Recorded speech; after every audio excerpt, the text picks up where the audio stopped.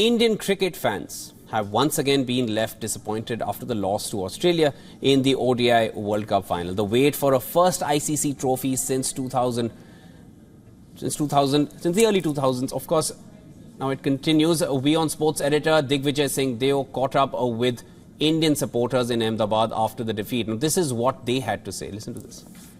It's not the best of nights if you're an Indian cricket fan, but some fans I have managed to sort of hold on to me. Not too many of them want to speak, but disappointment is obviously the key word here.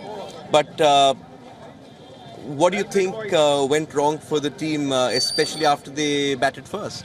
I think disappointment is quite an understatement. I genuinely do not want to bash the team that much, that frequently, but I did not feel that there was...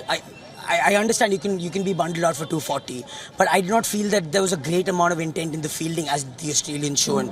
Like the way Warner went on to show the display on the field right in front of us. I mean, coming all the way from Delhi for this game, I was all excited. I believe that any team can win on any particular day. It's not a big deal for India to lose a game.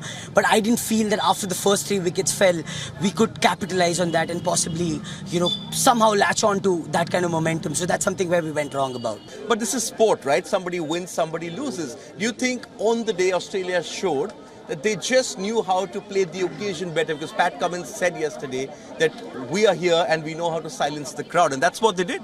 Absolutely. I think the major difference between Indian and Australian team today was that Australia knows how to win big tournaments. Now, what happens with India is that when they come to a big occasion, I think what happens is that they start focusing on the outcome, right? They get very excited and they start thinking about we are going to win and everything, right? But what happens with Australia is that they focus entirely on the process. And what the man said about Dhoni is that he was excellent with the process. His whole idea was that we should not focus on the outcome. His whole idea was we should focus on the process. And I think India did not focus on the process. They were not in the match.